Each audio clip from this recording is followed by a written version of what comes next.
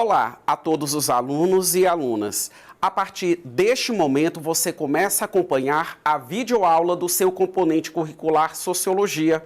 Sou o professor Ney Araújo, professor da Rede Pública de Ensino, e esta videoaula ela está direcionada principalmente a todos aqueles alunos e alunas que estão devidamente matriculados na segunda série do ensino médio.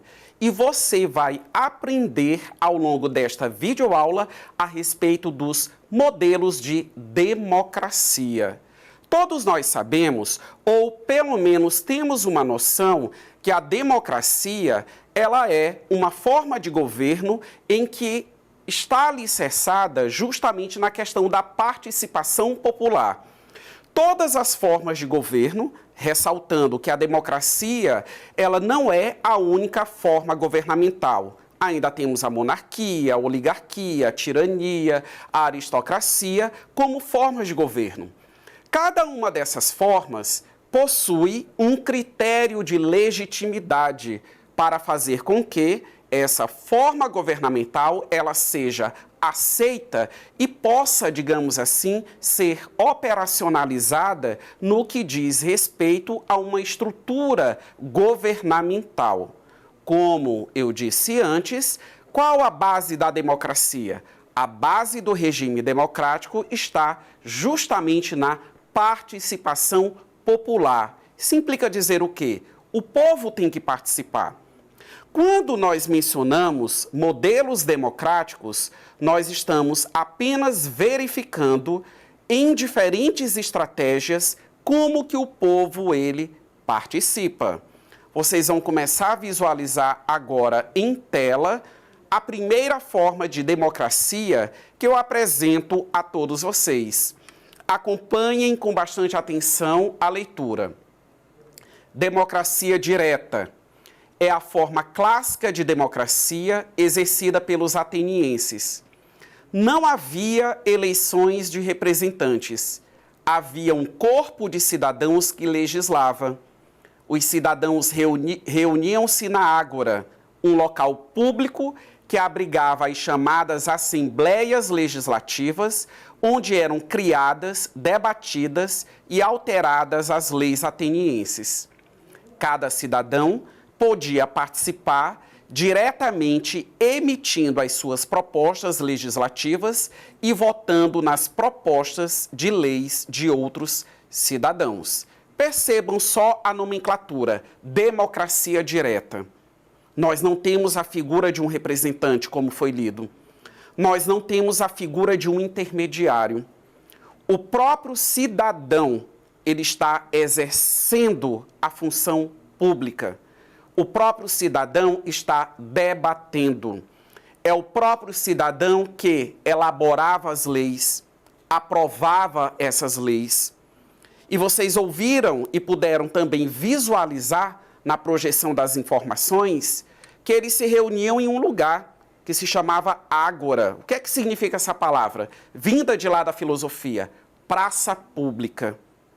Eles se reuniam coletivamente para poder discutir a respeito de tudo aquilo que fosse pertinente em relação à cidade, ou seja, como que a cidade ela tinha que ser conduzida, como que a cidade ela tinha que ser administrada. Mas é importante nós levarmos em consideração uma peculiaridade em relação a essa democracia vivenciada pelos antigos, apesar de que, nas informações, chamou atenção para a cidade-estado, Atenas. Nem todas as pessoas eram consideradas cidadãs. A maioria das pessoas estavam desprovidas desse direito político, estavam desprovidas desse reconhecimento. Por isso que, metodologicamente falando, era possível todos os cidadãos se reunirem, porque aqueles que eram reconhecidamente cidadãos, eles acabavam correspondendo à menor parcela dos membros dessas cidades-estado.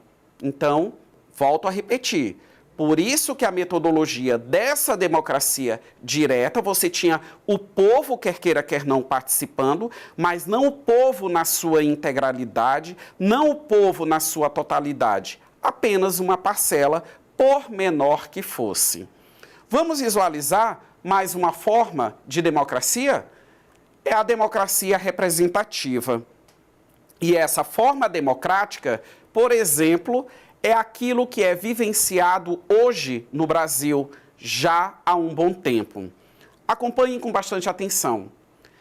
É mais comum entre os países republicanos do mundo contemporâneo, pela existência de vastos territórios e de inúmeros cidadãos. É impossível pensar em uma democracia direta como havia na Grécia. Nós temos duas situações. Além das nações, além das suas cidades, os vastos territórios, conforme foi lido, existe essa situação que acaba correspondendo à ampliação do reconhecimento da cidadania. Hoje, o número de cidadãos não é um número reduzido como existia à época da antiguidade. Hoje, o número de pessoas que são cidadãs é um número bem maior, um número muito significativo, o que inviabiliza todo mundo estar discutindo, debatendo como que o nosso município, como que o nosso estado e até mesmo como que o nosso país precisa ser conduzido no que diz respeito a uma política governamental. Então, é nessa democracia representativa que nós elegemos determinados membros da sociedade para o exercício de cargos públicos, de funções públicas. Quando nós elegemos um vereador, um deputado, um governador, um presidente da República, um senador, nós estamos atribuindo uma responsabilidade pública e não uma responsabilidade pessoal. O indivíduo ele não pode assumir uma função dessa visando interesses particulares. Quando isso acontece, aí sim nós temos as situações de corrupção na política, como eventualmente acontece. A forma adequada, a forma salutar, conveniente para a convivência, para a harmonia social, é exercer esses cargos justamente voltados aos interesses da coletividade, os interesses da maioria. Agora vamos aprender a respeito da última forma de democracia, que é a democracia participativa. Nenhuma democracia direta, como era feita na antiguidade, e nem totalmente indireta, como acontece com a democracia representativa. A democracia participativa mescla elementos de uma e de outra. Existem eleições que escolhem e nomeiam membros do Executivo e do Legislativo, mas as decisões somente são tomadas por meio da participação e autorização popular. Ou seja, como eu disse logo no início da minha consideração, são formas democráticas. E, independente dessas formas, a participação popular ela é absolutamente imprescindível. Se nós levarmos em consideração as peculiaridades jurídicas existentes no Brasil relacionadas a essa questão da participação, são direitos constitucionais que todos nós brasileiros e todos nós, cidadãos, devemos exercer para fazer do nosso país, para fazer da nossa realidade ainda mais uma conjuntura democrática. Agora nós vamos para o exercitando da nossa videoaula. Acompanhem comigo em tela. Vamos lá? A cidadania é um conceito que possui diversos significados. Em geral, relacionados com a participação sujeito-cidadão dentro da sociedade e a relação com seus direitos e deveres. Então, ser cidadão é isso, é ocupar-se, é ter a percepção. Quais são os meus direitos? Quais são os meus deveres? Assinale a alternativa que melhor expressa a ideia de cidadania. Alternativa A.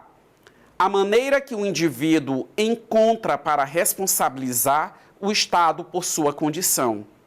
Alternativa B. A conjunção entre direitos políticos, civis e sociais. Alternativa C.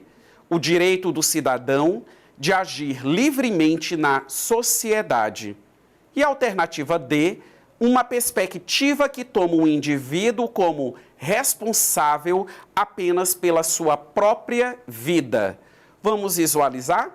A alternativa correta está expressa na letra B, a conjunção, ou seja, caros alunos, a associação entre direitos políticos, que correspondem justamente a esses direitos que nos concedem a participação, o direito de nos organizar, de criticar, de nos manifestar, claro, sempre observando os limites que a lei impõe a todos nós.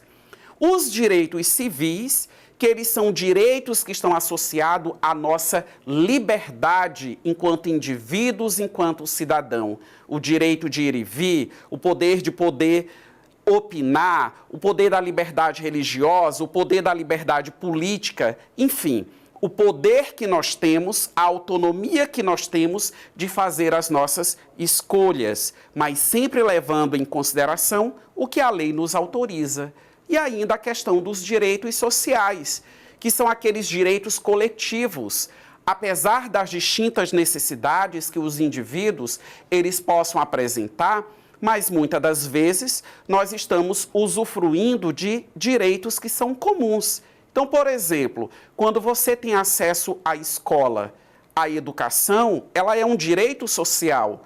Quantos alunos? Percebam, a coletividade de estudantes, seja da educação básica, seja da educação superior existente no nosso país, que estão usufruindo coletivamente desse direito. Espero ter contribuído com o seu aprendizado. Eu estou finalizando mais esta videoaula. Um forte abraço a todos e não deixe de acessar a plataforma eduque.ac.